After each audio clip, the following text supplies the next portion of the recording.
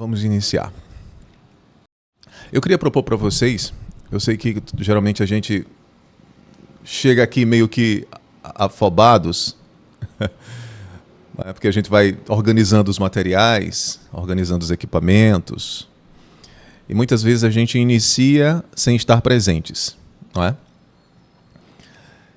Então eu quero propor para vocês que a gente pudesse agora juntar o nosso espírito com o nosso corpo, sair do futuro ou do passado, repousar agora nesse instante para que a gente possa iniciar o nosso percurso. Tá? Então proponho para vocês fazerem uma respiração, aliás, 3 respirações profundas. Se vocês quiserem, podem fechar os olhos. Tá? Se vier algum pensamento, deixe ele vir e ir.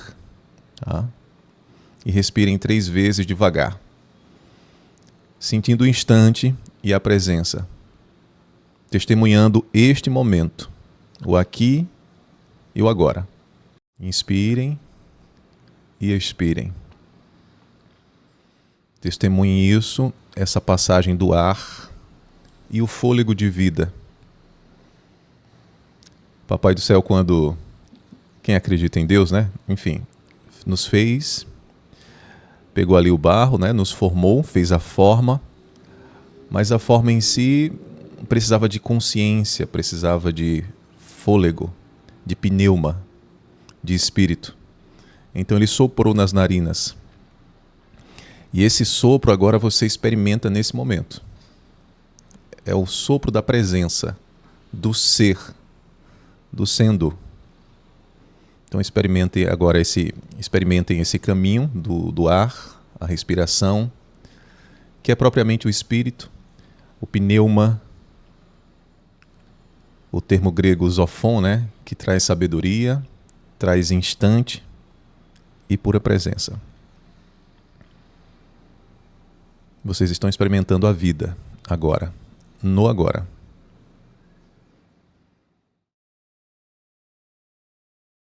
Então acalmem-se, repousem a mente, o coração.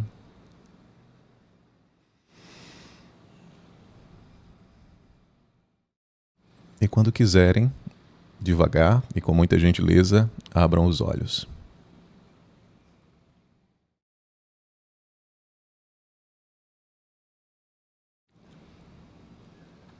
Bem, eu estou aqui. Vocês sabem o que é isso aqui, né? Isso. Vocês conseguem ver por dentro dela? Deixa eu aproximar mais um pouco. Vocês já pararam para observar uma cebola? Vou aproximar aqui para vocês verem o núcleo.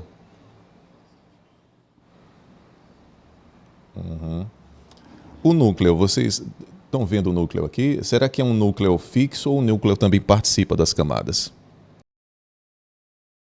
Ele parece ser continuidade. Não é um núcleo solto, como se fosse uma semente em volta nas camadas. Mas o próprio centro, o próprio núcleo, dá continuidade às camadas. A cebola, na verdade, representa cada um de nós.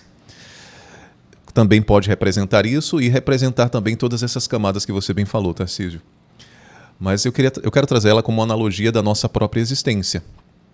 Uma analogia um pouco mais, não tanto metafísica como essa que você trouxe, transcendental, que também constitui, mas eu quero trazer o ponto de nós enquanto uma analogia nossa com ela, com a cebola. A gente pode perceber que o núcleo, o centro dela, é um centro que participa das camadas. O núcleo continua nas camadas. Não há uma ruptura, né? Não há uma ruptura de forma alguma, porque você tem o centro e tem as camadas, mas o centro se conecta com todas as camadas, como uma espiral. Vocês já viram que é uma espiral, né? Então você tem ali o núcleo se conectando com todas as camadas, participando e a continuidade. Essa é uma forma de ver. Uma outra forma de ver, a gente pode pensar numa forma um pouco mais pejorativa, que seria nós pensarmos que nos constituímos por uma essência. Essa forma pejorativa que eu estou trazendo aqui para vocês foi uma primeira forma há 10 anos atrás, quando eu quis explicar a noção de seriente em Heidegger, e eu tentando encontrar uma imagem, uma representação de uma figura que pudesse me trazer a noção de ser e ente. O que é ser e o que é o ente. E lá atrás, há 10 anos atrás, nos meus inícios e caminhos com Heidegger, eu fiz essa analogia. O ser é a essência, é o núcleo central da cebola. E os entes são todas as camadas. E quais camadas são essas? São as camadas das máscaras sociais, por assim dizer, para que a gente possa operar no teatro social. Então, uma máscara ou uma camada é o ser psiquiatra de Graça, o ser psicólogo de Tarcísio, o ser economista de Antônio, a ser mãe e vó da Miriam. Então, são as identidades que vão se acumulando em nossa essência. Porque a essência ela é destituída de uma natureza, num sentido de propriedades. O ser não é um subsistente, o ser não é algo que você possa determiná-lo. O ser é isto. Como eu posso dizer, isto aqui é um óculos. O ser é pura possibilidade, é pura abertura. Mas o ente não. O ente é determinado. Então, as camadas seriam as diversas identidades que a gente vai construindo ao longo da existência, enquanto imposição do mundo que nós somos lançados. Vocês lembram que numa dessas conferências nós trabalhamos que a noção de ser lançado no mundo já constituído previamente e historicamente, articulado em horizontes onde nós vamos chegar, a dança já está rolando e a gente entra no ritmo, não é? E aí nós precisamos dessas camadas justamente para a gente operar. Vocês podem chegar num diálogo com pessoas e as pessoas, assim, conhecendo uma pessoa, a pessoa vai dizer, o que é que você é? Aí você vai dizer a camada que você colocou em si. Eu sou, trabalho com, né? Me formei nisso. Então é um modo de você não só estabelecer uma identidade, mas tornar essa identidade inteligível para o outro. Então, quando a Graça diz, eu sou psiquiatra, ou psicóloga, ou psicoterapeuta, o outro com quem ela dialoga vai entender, vai, na mente dela, estabelecer as categorias e acoplar o ser de Graça nas categorias prévias dela. Compreenderam? Então ela vai dizer, sim, compreendo. Ah, você é psicóloga. E aí vocês vão começar a estabelecer um diálogo dentro de categorias previamente estabelecidas, que conformam não só a tua identidade, mas também se adequam à inteligibilidade do outro. E nisto há um diálogo dentro de categorias pré-estabelecidas. Tranquilo? Então nós precisamos, de fato, não dá para a gente demonizar as nossas camadas. Qual é o grande problema disso? O grande problema dos excessos de camadas.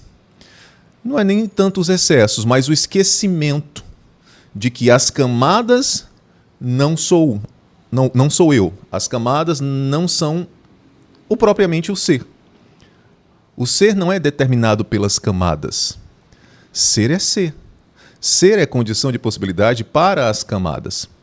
Então o problema, e aí eu fazendo analogia lá 10 anos atrás, numa dessas aulas que eu realizei, o esquecimento da essência do núcleo fundamental faz com que nós nos percamos e assumamos essas camadas como sendo a essência da nossa existência. Esse esquecimento é o que causa o encobrimento e, muitas vezes, a perda num ciclo vicioso de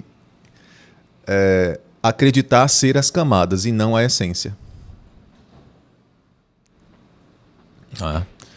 Eu quero trazer aqui para vocês um relato que eu vi esses dias numa rede social. Sobretudo os terapeutas aqui vão amar isso, né?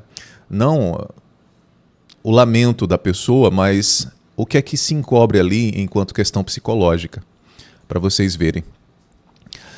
É interessante pensar que somos muitas coisas, são muitas camadas identitárias nos quais nos inserimos. É verdade, Tarcísio.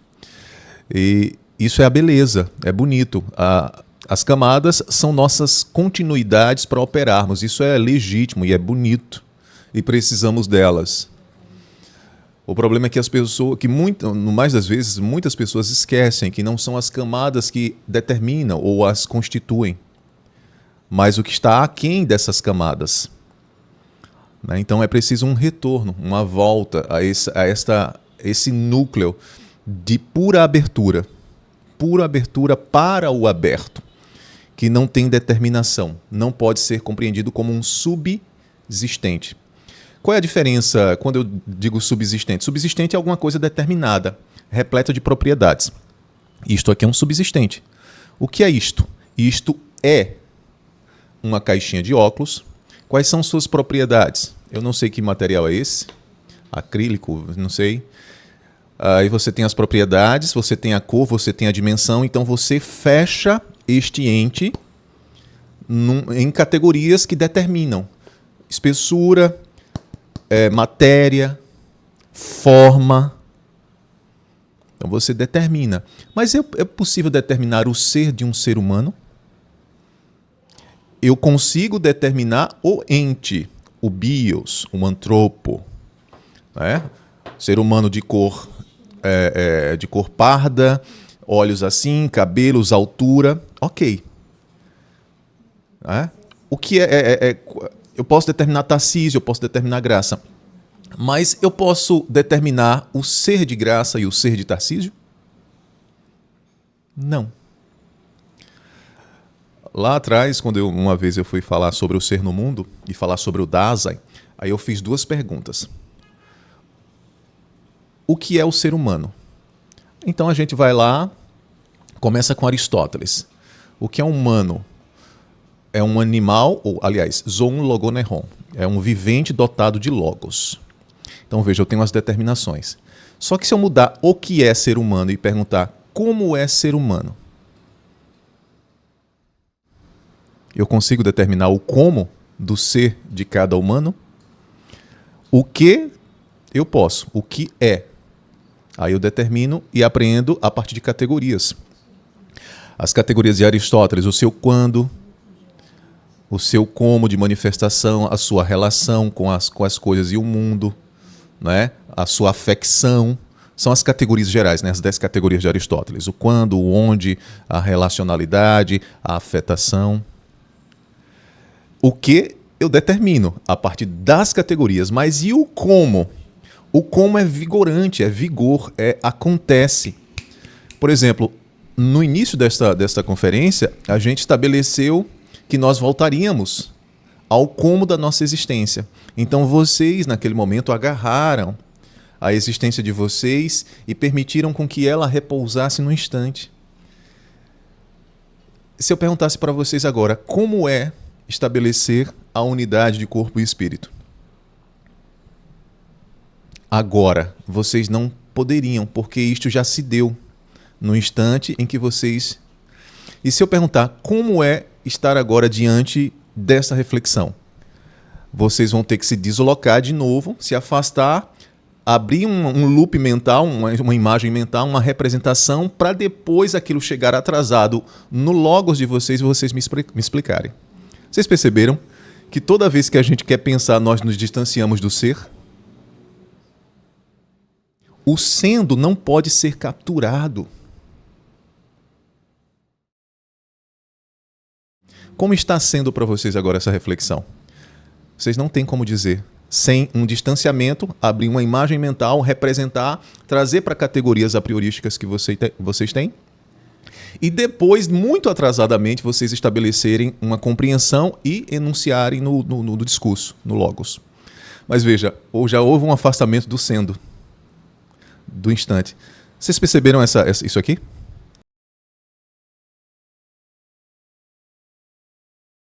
Se você perguntar a alguém que não quer se determinar, alguém que está justamente fora dessas identidades e não quer se determinar ou se acoplar dentro de categorias, o que você é?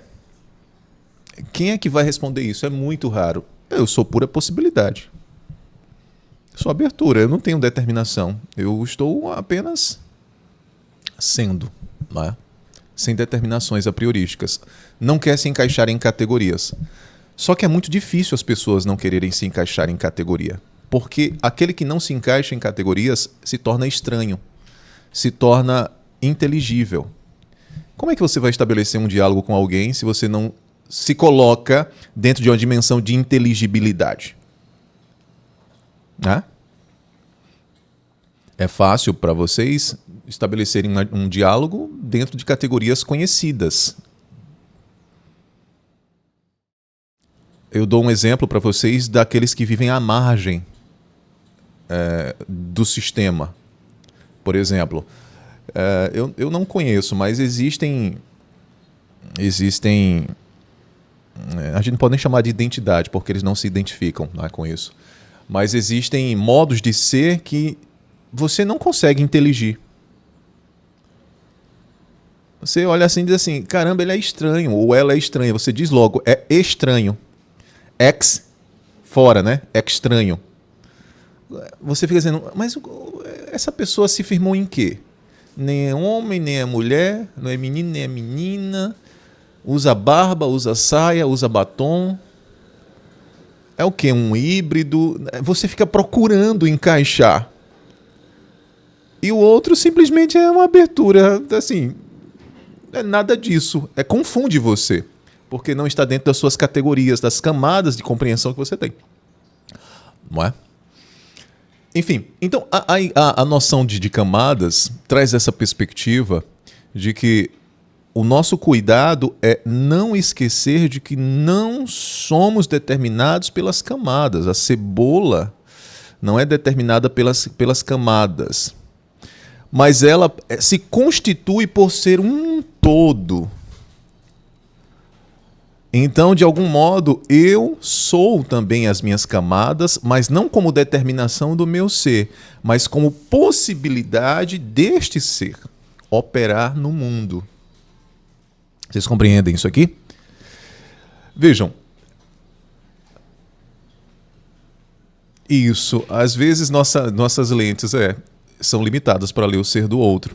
E muitas vezes a gente não precisava nem ler, a gente só precisava acolher. Acolher no sentido não de ir, mas ir e simplesmente habitar a diferença. Habitar a diferença da aparência, porque na essência nós somos todos os mesmos.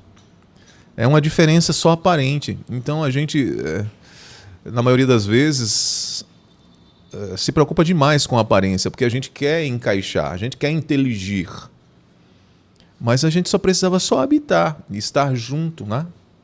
Simplesmente, e ouvir e auscultar seu mundo, ou seja, penetrar no seu mundo, não para compreender e encaixotar o seu mundo, mas apenas para se aventurar nessa descoberta de um mundo. Essa que é a beleza. Se aventurar, sem querer saber o que você é, como é que é. Não, é simplesmente se aventurar, penetrar nesse universo novo, repleto de possibilidades. Eu acho que isso é a coisa mais linda que a gente poderia fazer, a nossa atitude mais bonita, habitar o ser com deste ente, e sua beleza, e sua poiesis, e sua maneira de lidar com o mundo. Que, olha, vou falar para vocês, muitas vezes é de muito sofrimento. É de muito sofrimento. Só os que estão à margem sabem o que é estar às margens. Somente. Então, vamos lá. Heidegger, eu vou trazer aqui uma noção de Heidegger. Heidegger tem uma... Eu até fiz aqui uma anotação e depois eu quero trazer o depoimento de uma pessoa que vocês vão ver bastante sofrimento nesse sentido, porque confundiu as camadas com o ser. Mas eu quero trazer uma noção de Heidegger. Vocês sabem que no nosso mundo contemporâneo, você tem que primeiro ter para poder ser, né? Então, vou dar um exemplo aqui. Primeiro, eu tenho que ter um diploma para dizer que sou psicólogo. Eu preciso ali estudar para ter o diploma. Porque se eu estudar e não tiver o diploma, eu não sou psicólogo. Olha que coisa louca, né? Isso. Eu tenho que ter a carteira da OAB para poder dizer que sou advogado. Ainda que eu estude o direito, ainda que eu trabalhe com causas, né, mesmo que não assinando, veja, é um caráter de formalidade. Então, primeiro você tem que ter algo para poder ser. Esse é o nosso mundo. Vocês concordam com isso ou não? Certas coisas vocês precisarão ter. Vocês precisarão ter fortunas para poder ser ricos. Vocês perceberam que o caminho aqui é inverso?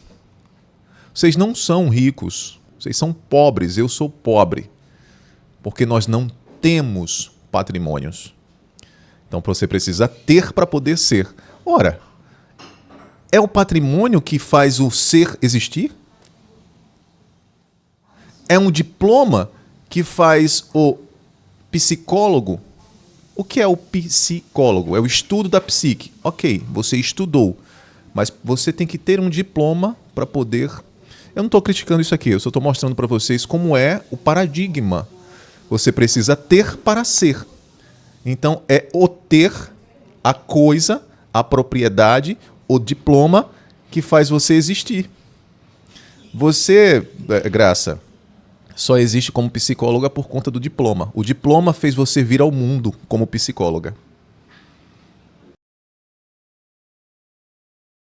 Há 2.500 anos, um cara chamado Buda Shakyamuni, né, ele se despiu das suas camadas, de algumas camadas, sobretudo porque era o príncipe herdeiro, e foi para o mundo.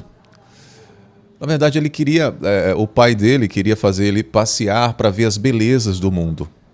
E aí o pai dele disse assim, olha, disse para os guardiões, né, do Buda, olha, leva ele, mas leva ele por caminhos onde ele não veja a escuridão do mundo. Ou seja, o sofrimento, a dor, né, a morte, as chagas, a miséria do mundo. Leva ele por esses caminhos aqui, aí estabeleceu a rota, o roteiro, né, e os pressupostos para que o Buda Shakyamuni, que nunca tinha saído do castelo, pudesse... na verdade, ele não era o Buda ainda, era o Siddhartha Gautama, né? Para que ele não visse as misérias do mundo, só pudesse ver as belezas do mundo. Tá? Então ele empreendeu essa viagem. Só que, olhando assim para o lado, ele começou a ver escondido algumas pessoas mendigando, né? Algumas pessoas sofrendo, algumas pessoas sentindo dores, morrendo, adoecendo. E aquilo ali chamou a atenção. E ele fez, mas espera aí, o que é isso aqui? Eu preciso ver isso aqui de perto. E ele se aproximou do sofrimento. Se aproximou da dor humana e conheceu o mundo. Porque no castelo, enquanto príncipe, ele só tinha acesso às coisas maravilhosas do mundo, da vida. E ele se colocou na condição de penetrar no sofrimento humano. Eu já disse aqui para vocês que a compreensão profunda ela é como água. Ela penetra, ela não tem rigidez. Ela penetra e toma a forma, exerce a forma daquilo com que ela penetra. Então a água é compreensão profunda porque ela penetra nas coisas. Ela se amolda às coisas para compreender a coisa no molde da coisa. Então vocês percebem, você coloca a água, ela vai tomando o molde do espaço. E Buda, na verdade, o Siddhartha Gautama, penetrou no sofrimento humano e auscultou e compreendeu e buscou vivenciar o sofrimento humano. Ele se despiu de todas as camadas, de todo o aparato de príncipe, de toda a sua riqueza, para habitar e ele dizia o seguinte, eu preciso descobrir um modo de acabar com o sofrimento. Você caiu, não foi, Graça?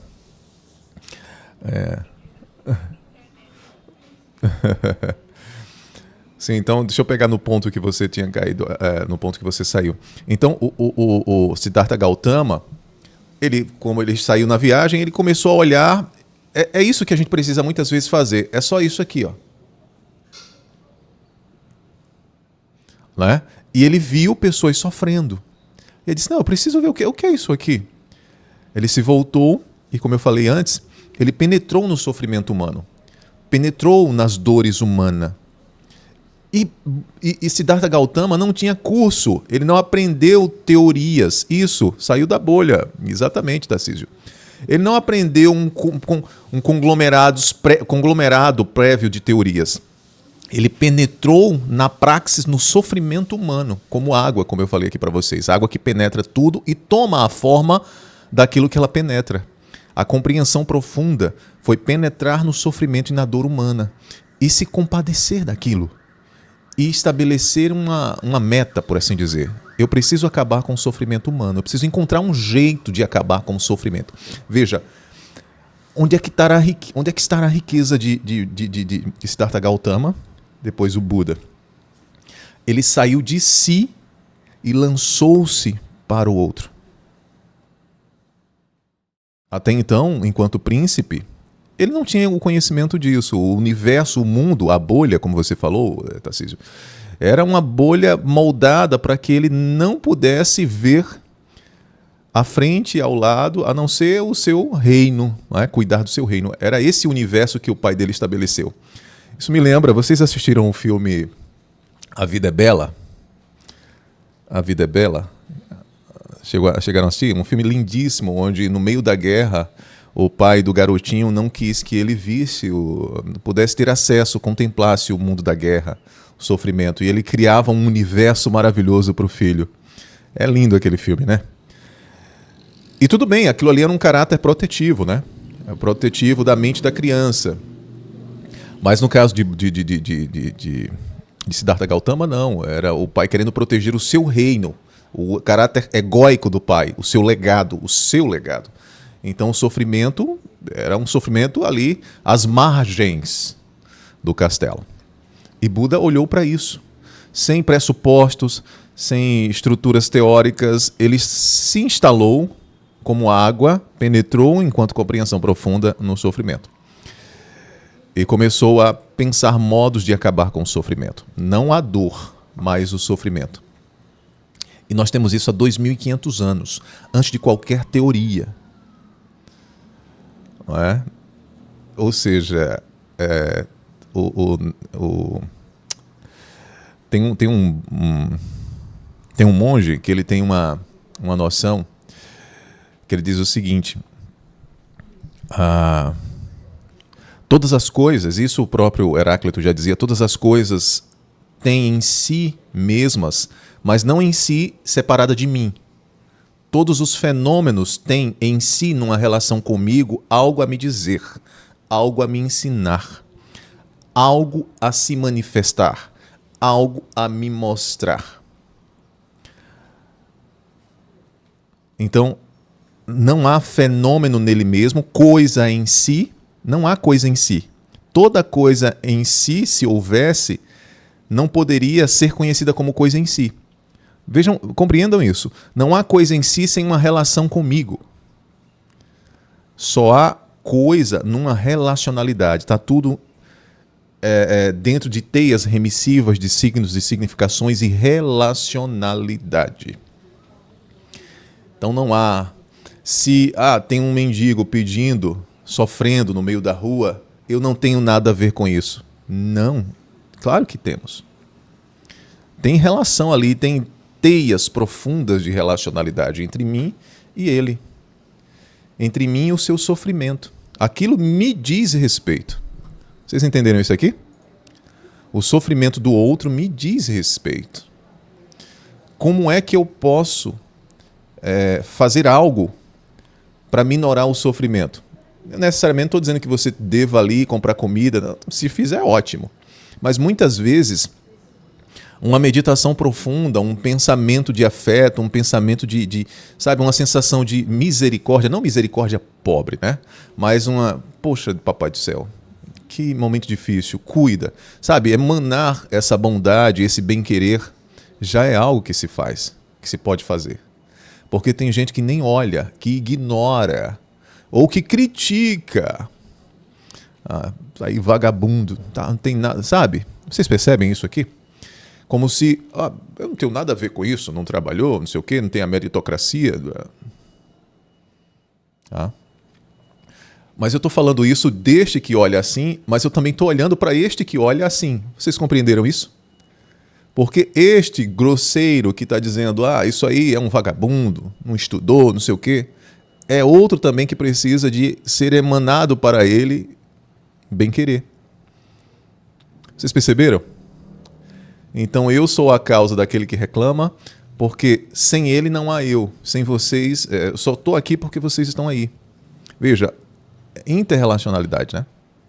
Então não há um objeto, não há um sujeito ensimesmado que não esteja dentro de um horizonte relacional. Nós nos relacionamos no mínimo, em tudo, em todas as estruturas. Por isso a importância de nos mantermos nessa conexão. Então vejam, se nós olhamos no aspecto individual, nós temos as camadas e o núcleo do nosso ser.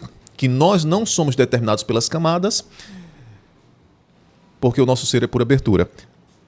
Numa dimensão coletiva, macro, numa dimensão micro, cada ente e as suas camadas para operar no teatro social, e numa dimensão macro também há camadas. Vocês acreditam nisso?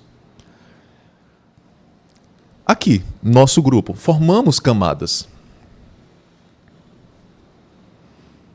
Aqui há camadas também. Há camadas na dimensão macro. Como você bem falou, Tarcísio, há camadas na dimensão transcendental, realidades que se sobrepõem umas às outras. Então, em tudo há camadas, e essas camadas se interseccionam o tempo todo. Numa interrelação, numa mutualidade e numa jamais desconexão, nunca desconexão.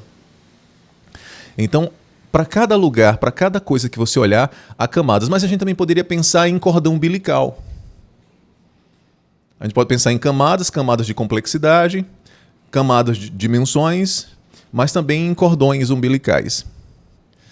Há um cordão umbilical me ligando a você, Graça, a você, Tarcísio, a você, Miriam, a você, Antônio, a os demais que estão no grupo. Há um cordão umbilical nos ligando a tudo. Absolutamente tudo. Por isso que aquele mendigo que sofre diz respeito a mim. Diz respeito a mim também. Como é que eu posso cooperar para o bem dele? Em virtude dele? Ou em virtude de todos os demais? Como é que eu posso cooperar? Cadu, é necessariamente com bens materiais? É com dinheiro? É com isso? Não. Mas sempre há um modo da gente cooperar. Um pensamento de bem-querer em virtude do outro é uma cooperação grandiosa. Sabe aquela ideia? Se você tiver fé igual a do tamanho de um grão de mostarda, você poderá movimentar, não sei o quê. Isso. Fé, bondade, bem-querer, em virtude de. Então, o que significa isso? É você sair do ego, sair de si, sair do si mesmo, do ensimesmamento para o mundo, como a vela. Lembra que eu tratei da vela? Você tem uma vela, você acende uma vela, faltou energia e você não quer ficar na escuridão, você acende uma vela. A vela vem para cooperar contigo, para trazer luz naquele momento de escuridão. Mas contemple a vela, se volte para ela. Assim como eu estou dizendo, se nos voltemos para o sofrimento de alguém que está mendicando, alguém que está sofrendo, enfim, nos voltemos para a vela para compreendê-la profundamente.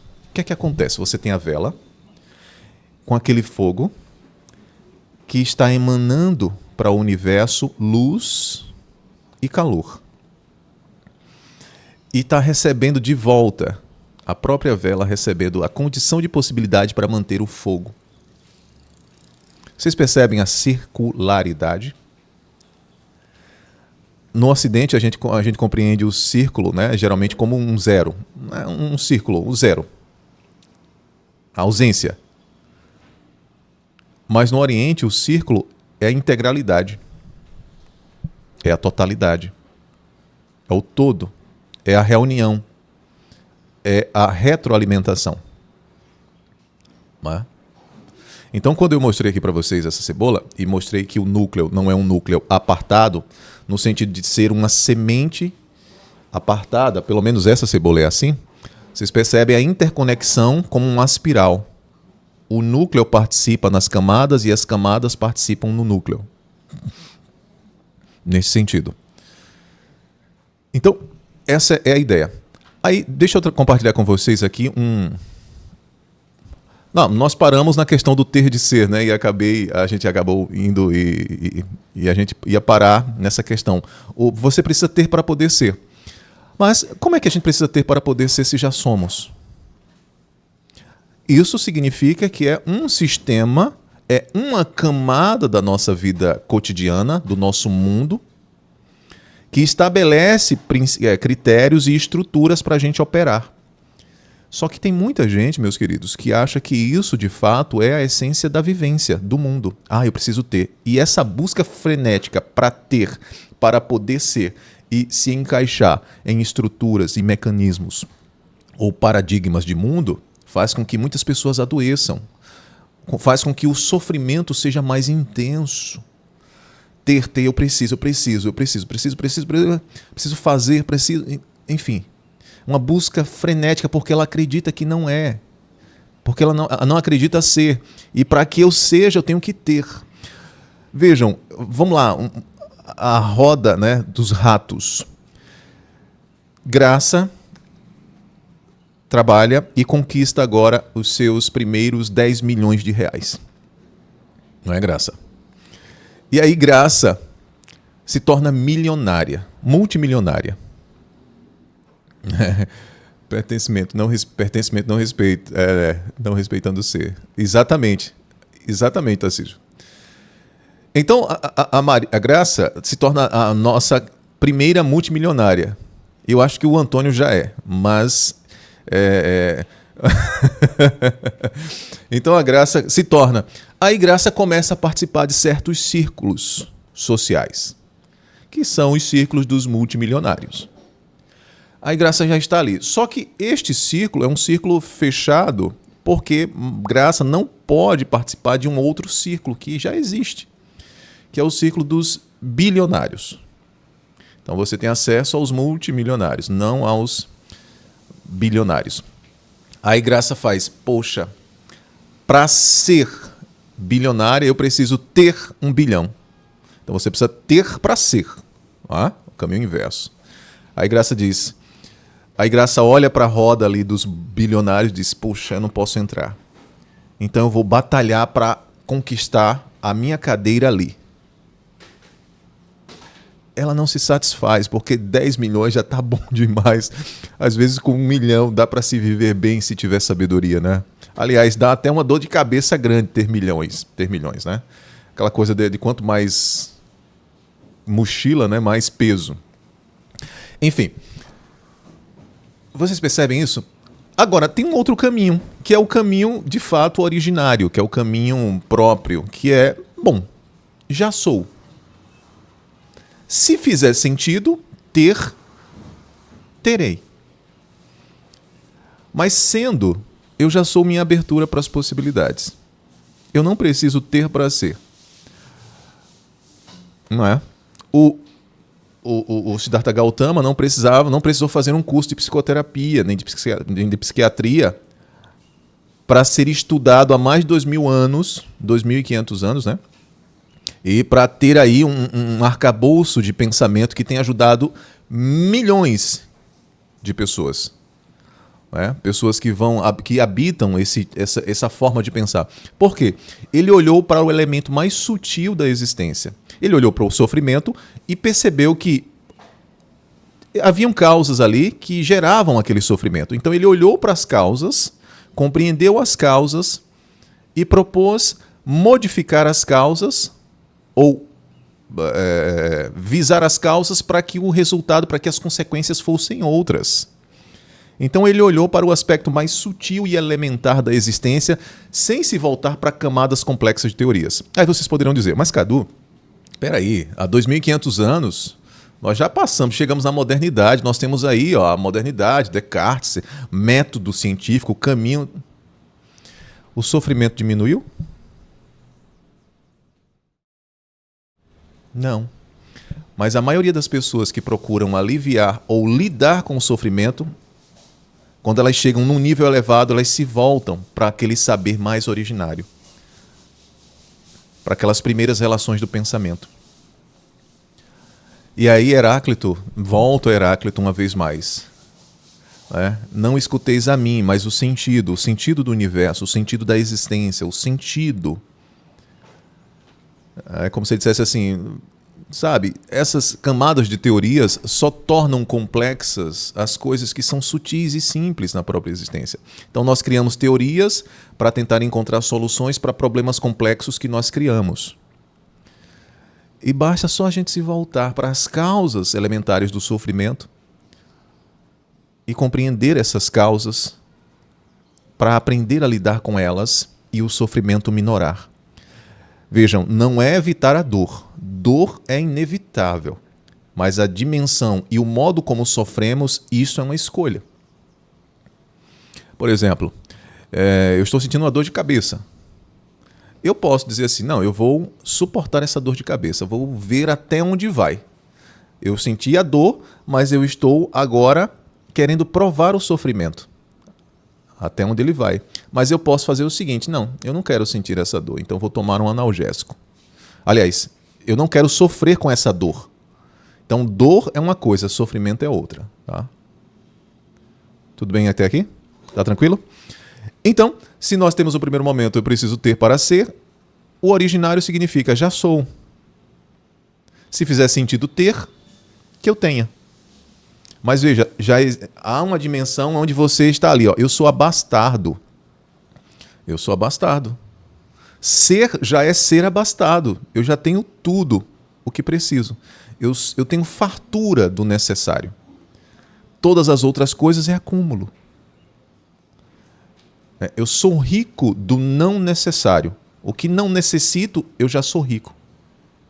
Porque eu tenho tudo. Vocês entenderam isso aqui? Vocês entenderam? Ou faz sentido ou não? Eu sou rico do necessário. Essa é a beleza. Não é? Então, entendemos o caminho de volta.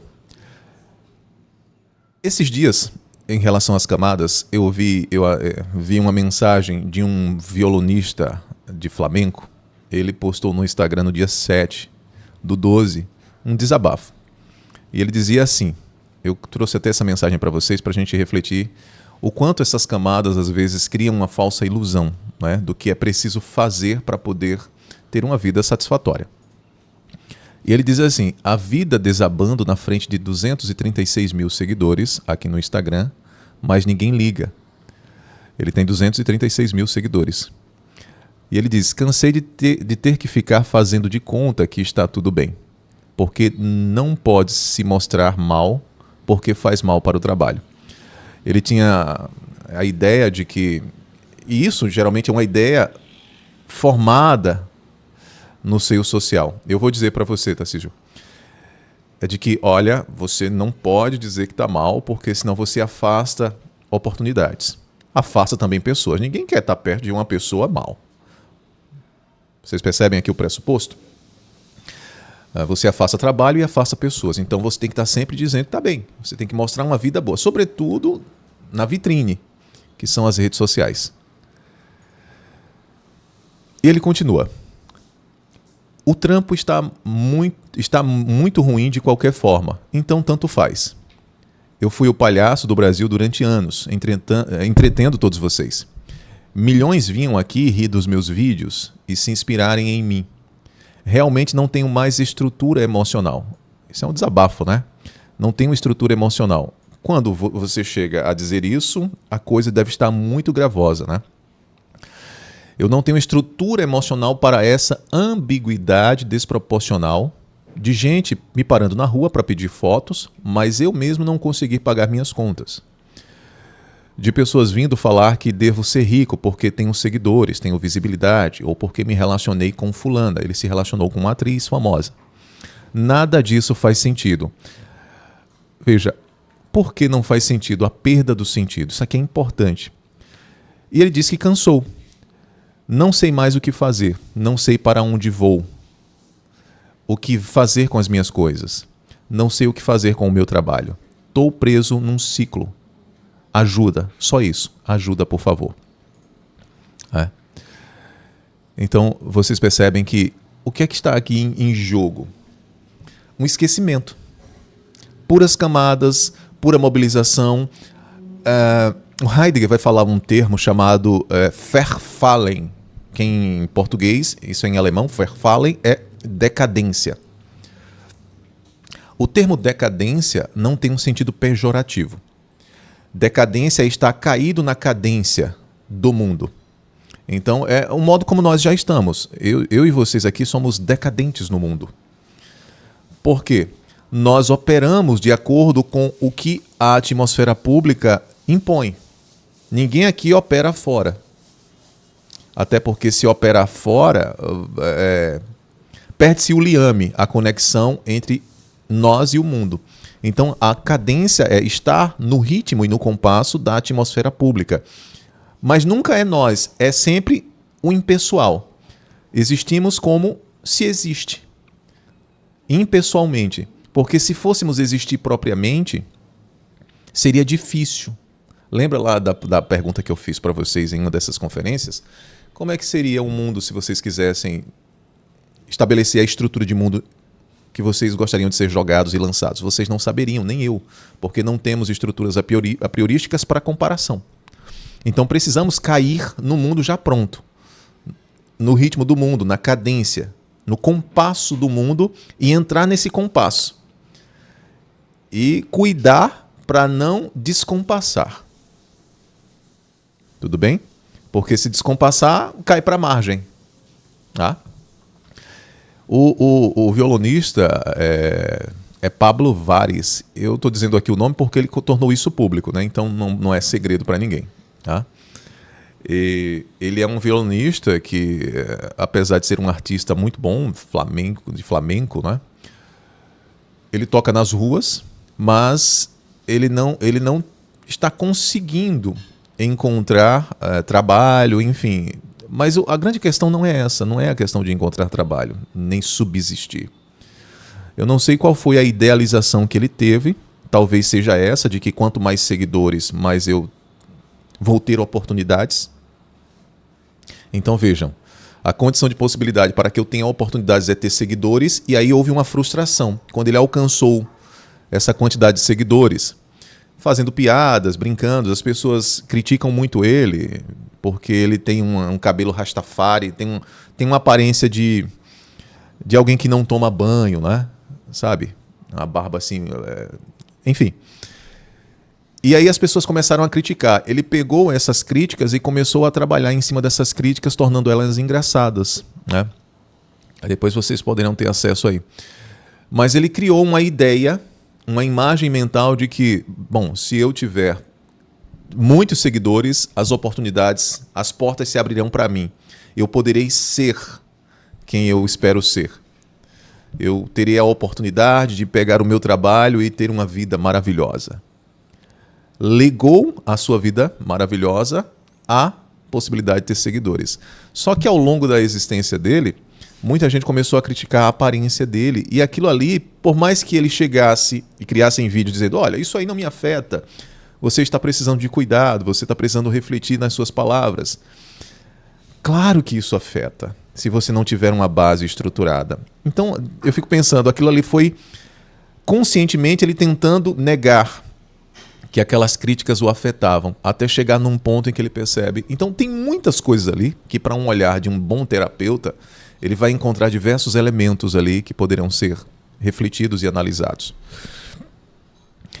Mas eu penso que a maior causa, se a gente voltar para uma perspectiva bem arcana, a causa é a causa da expectativa em coisas transitórias, em coisas intangíveis. Ou seja, não precisa ser um terapeuta, basta só ter a compreensão de que, se olhar para as causas, compreende as consequências. Então, estabelecer que a oportunidade da minha existência e a minha felicidade e a minha satisfação vai acontecer quando eu tiver muitos seguidores, já temos aí uma causa frágil, né? Que fragiliza não só a causa, fragiliza o ideal e fragiliza aquele que se propõe a essa meta, ou que se vê nesse ideal ilusório. Quando ele não é alcançado, o que é que acontece? Tudo desaba. Bum! Algumas pessoas vão olhar para isso e dizer, este fenômeno pode me dizer algo.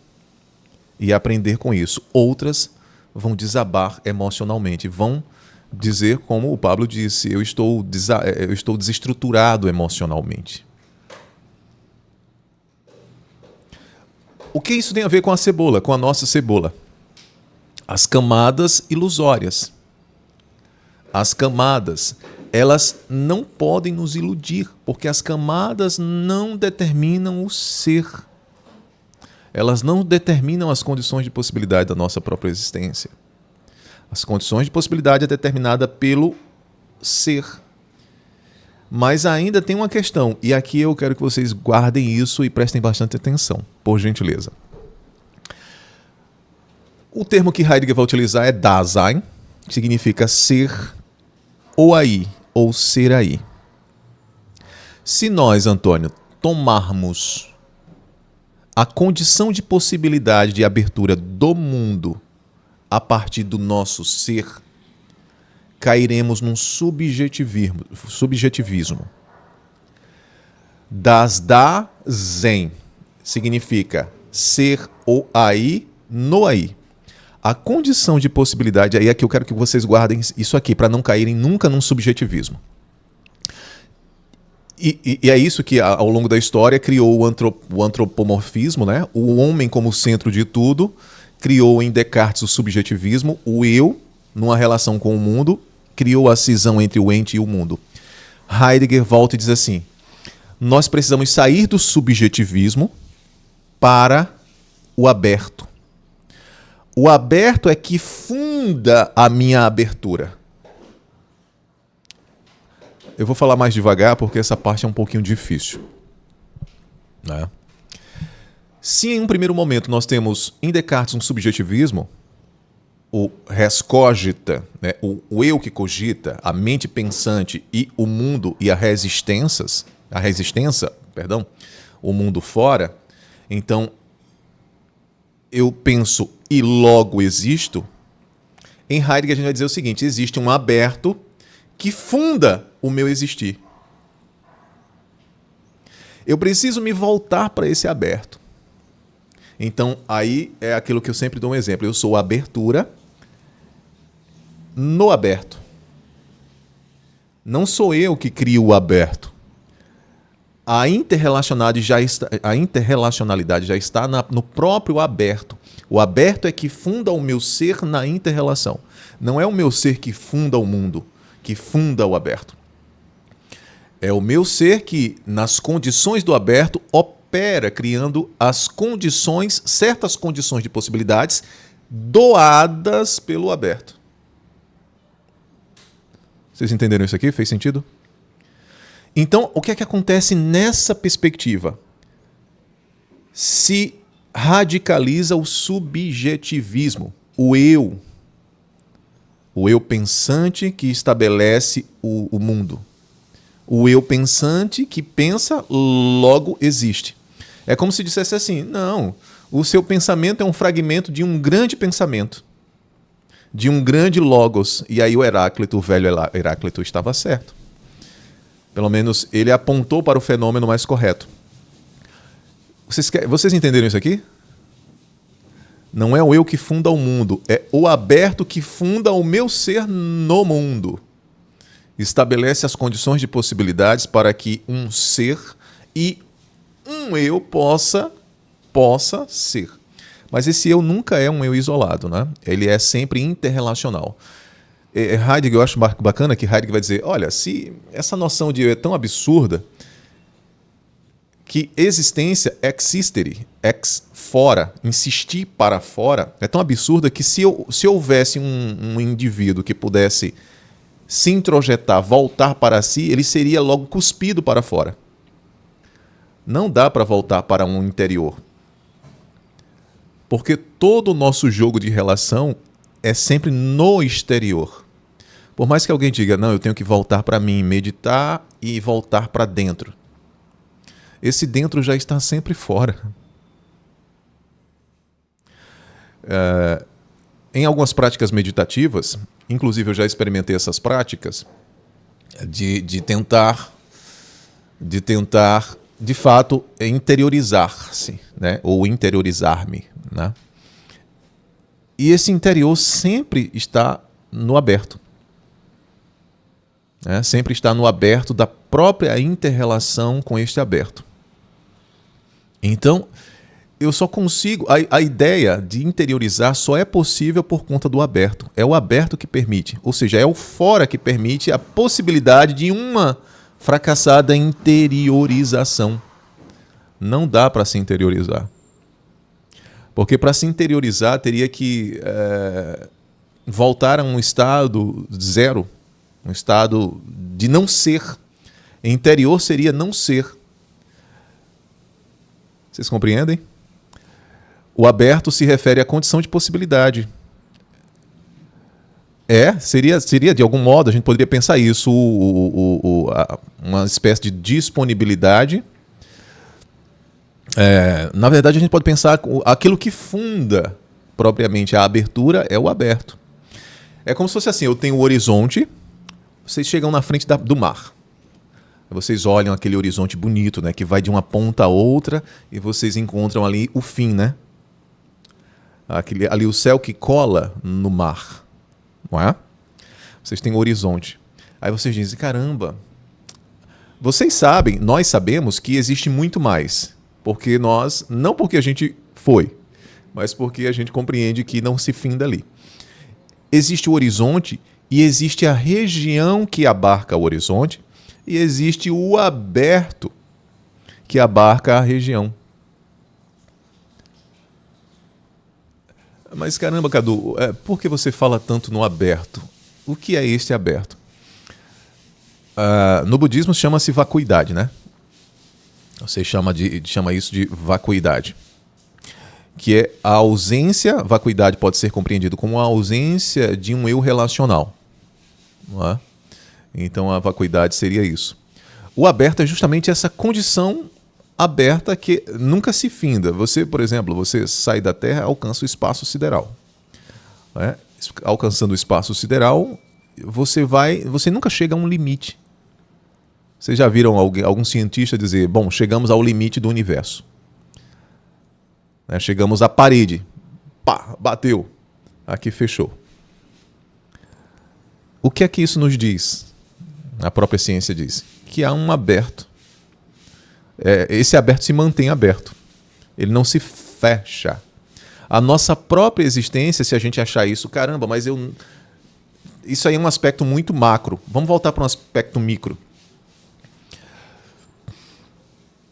Vocês hoje, nesse momento, estão agora abertos ou não?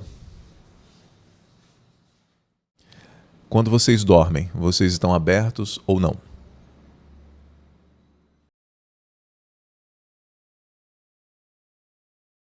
O núcleo está no interior e no exterior. Ele participa, é continuidade. Não é estar no aqui, aqui e aqui. Não, ele é um todo. É um todo. Ele participa. Como se fosse assim, eu sou o núcleo de Deus. Eu participo em Deus. Deus participa em mim. Eu sou centelha. Cada um de nós é centelha participante no todo. Deus, physis, natureza, tudo. Ah? Não, veja, isso aqui foi uma falha minha. O elemento a estrutura da cebola é uma perspectiva minha, não tem nada a ver com Heidegger. Aquilo ali foi eu tentando encontrar um jeito de explicar a relação entre ser e ente. Heidegger não trata de cebola. Não. A relação de ser e não ser, Heidegger tem uma pergunta que é bem bacana, que diz assim, por que antes o ser e não nada? Né? Que é justamente essa relação de não ser e não ser, mas nós nos voltamos sempre para o ser. E muito mais para o ente, mas nunca para o nada. O nada é alguma coisa que nos desespera, que nos deixa malucos, mas é esse nada que é condição de possibilidade para o ser. Nós devíamos nos voltar para o nada. Quer ver, Antônio, quando a gente se desespera com o nada? Um exemplo básico. Quando você... É muito difícil hoje em dia a gente não ter nada para fazer. Nós estamos sempre nos projetando em algo para fazer, para produzir, para ter e para ser. Mas, por exemplo, quando você está esperando um voo que vai se atrasar, aí o avião, né, atrasou, você está esperando 7 horas, vai esperar 7 horas. Aí você diz, meu Deus, tem que esperar. O que é que eu vou fazer com este tempo? Eu vou me ocupar. Porque você não suporta deixar esse tempo sem nada. O tempo nadificar. Compreendeu? Porque essa coisa do tempo que se alastra nos desespera. Nós precisamos nos entreter. Preencher esse espaço com algo. Isso significa que nós não suportamos o nada. Heidegger vai falar do tédio profundo. O tédio é esse tempo que se alastra, assim, que se alarga como um elástico. E aí o ser humano, ao invés de lidar com este e compreender este nada, ele busca preencher esse nada com algo. Justamente porque nós não suportamos o nada. Ou seja, o nada diz respeito aí ao não ser que você falou, Antônio. Não significa que é o não ser, não estou aqui, não. É justamente o vazio, a ausência. Não é? Essa ausência, de fato, faz com que o Dasein, nós, busquemos preencher, nos entretermos, enfim. E isso já foi entendido pelo marketing, pela neurociência, e é por isso que hoje em dia nas redes sociais você fica, né, com aquela coisa assim, gerando dopamina no cérebro, né, excitação no cérebro para você não ficar mais distante daquilo. Então você acaba ficando voltado e escravo daquele ente, né, daquela coisa ou daquele vício que vai alimentando o cérebro, não é? Porque você não suporta parar, sentar e contemplar. Hoje em dia, contemplar tem sido a coisa mais difícil da nossa vida. Mas olha, aqui, de algum modo, a gente está contemplando um pouco. A gente contemplou por 2 ou 3 minutos no início dessa conferência. E aqui a gente está caminhando, olhando para os fenômenos, para que depois a gente possa dizer assim, peraí, com base naquilo que a gente conversou na quadratura, deixa eu sentar aqui nesta praça, como me lembra a Graça, né? E ouvir o som dos pássaros. Um dia desse eu estava tentando me ver, eu passei ali numa árvore, né, antes de ir para o treino, aí eu vi uma árvore ali que é bem bonita, eu fiquei imaginando, eu como um passarinho olhando para mim, a visão do pássaro, ali no galho da árvore, olhando para mim, olhando como se eu pudesse visar pela visão do pássaro, né? Ali quietinho na árvore enquanto o galho balança. Aí eu fiquei imaginando como é que fica a visão dele, né? Balançando assim, porque o galho fica balançando com o vento, né? Essas coisas a gente pode fazer, né? Eu até estimulo vocês a fazerem isso, contemplar, estar presente para a ocasião. Vocês lembram o fenômeno da ocasionalidade que a gente trabalhou? Contemplar a ocasião. A ideia é que nós possamos cultivar diante de tudo isso, olhando tanto os testemunhos de vocês, mas também, de igual modo, a analogia da cebola, que a gente olha essas camadas são pré-estabelecidas no mundo, é o modo como o mundo dita as regras, é o modo como nós impessoalmente lidamos com isso, mas que diante de tudo isso, onde é que nós podemos voltar, retornar? Habitar essa unidade de toda a physis, de tudo, a totalidade do mundo, e ao escutar essas diferenças, numa atitude como essa, até nós mesmos, aquilo que está implantado, o famoso racismo estrutural, né? Onde você vai passa por 2 pessoas, se tiver uma pessoa negra, a sua mente já cria aquela ideia de que, opa, acho que se eu vim para o lado de cá eu posso ser assaltado, né? E se isso acontecer, isso precisa nos tomar de volta. Porque muitas vezes isso acontece, mas não acontece inadvertidamente. Né? Eu não posso, por exemplo, julgar alguém que, numa atitude dessa, tomou uma decisão inadvertidamente. Né? Agora, claro, existem situações de que, de fato, é um racismo não só estrutural, mas um racismo compreendido, consciente. Mas a grande ideia é voltar, retomar a nós mesmos. Peraí, que atitude foi essa? E contemplar a sua própria atitude. O que é isto? Por que me comportei assim? Racismo estrutural. Peraí, eu preciso agora estar desperto para isso. Não é? Porque é a quadratura, somos nós, é esse caminho de bem-querer, de bondade, de amabilidade que a gente precisa desenvolver através dos caminhos filosóficos. Por quê? Porque nós não olhamos só para a nossa existência enquanto essa grande estação, mas essa grande estação participando na totalidade, né? A nossa convivência mútua. E para finalizar, eu quero deixar aqui um trecho dois trechos, né, um do poeta Rainer Maria Rilke. Não sei se vocês já leram a Cartas a um Jovem Poeta, de 1929. É um texto bonito demais do poeta. E uma frase do Thich Nhat Hanh, que é um monge vietnamita. Tá? Ele diz o seguinte: eu nada tenho. No entanto, finalmente tenho tudo. Estou em contato com uma imensa felicidade e liberdade. O nada é a condição de possibilidade para tudo. Agora, o tudo não é condição de possibilidade para o nada. Eu acho que a gente pode refletir isso mais. E veja, quando eu falo nada, a gente precisa ter cuidado. Não é miserabilidade, entregar tudo que tem. Não tem nada a ver com isso, mas a gente já falou sobre isso em outra ocasião.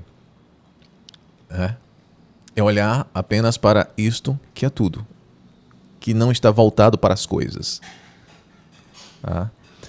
E o outro é um trecho da carta do Rilke, Rainer Maria Rilke, que diz assim: sobre as perguntas, Tarcísio, tenha paciência com tudo o que permanece sem resolução em seu coração.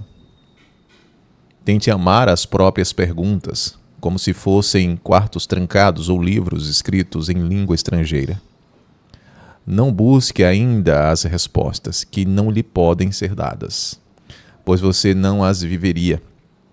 Trata-se de viver tudo. Viva as perguntas agora. A ideia do cultivo ou do ser absorvido por esses fenômenos que nos ensinam muito mais do que os livros e teorias. Os livros, talvez alguns possam nos acenar para os fenômenos. Eu gosto desses livros. Lendo Heidegger disse assim, como se dissesse assim, né? O meu grande professor, Cadu, o livro está apontando para os fenômenos. Vocês entenderam isso aqui? Os livros fazem você olhar para os fenômenos, o fenômeno da existência e o fenômeno da totalidade. Com o tempo, Heidegger me levou para o Heráclito. O Heráclito me volta de novo para a ausculta e me volta para os fenômenos. Então, esses livros que voltam para os fenômenos, dizendo assim, são eles que são os melhores professores. Todos os fenômenos, inclusive os fenômenos das nossas experiências. Dores, sofrimentos. Isso leva à compreensão profunda e sabedoria. Sabedoria e compreensão profunda. E muito disso tem a ver com o que o Rilke disse, né? Não queira as respostas, não queira determinar. Habite as perguntas agora. Porque elas se revelarão enquanto fenômenos. Não é? Então, isso significa cultivar e ser absorvido pelo fenômeno. Veja, ser absorvido não é ser absorvido desvairadamente, mas é ser absorvido num modo de estar desperto. Habitar os fenômenos, fazer morada neles de forma desperta, cuidar E esse cuidar não é cuidar de si apenas, claro, cuida de si, mas sempre saltando para o mundo, compreendendo esse salto, essa volta para o mundo. Neste habitar, nós construímos. Construímos o quê? Reconstruímos ou construímos ou fortalecemos essa grande estação, que é a nossa estação de compreensão. Compreendendo todas essas camadas, voltando sempre para o núcleo fundamental. E está sempre na vizinhança, na proximidade disso que é a nossa casa. Quando a gente fala em casa, a gente está falando nessa abertura. Nesse aberto, na verdade, eu sempre digo assim, a abertura somos nós. O aberto é o que funda. Então, a casa é o aberto, que funda o meu habitar na casa. Então, abertura para o aberto e no aberto. O aberto é casa. A abertura é morada. Abertura é morada. Aberto é casa. Tranquilo?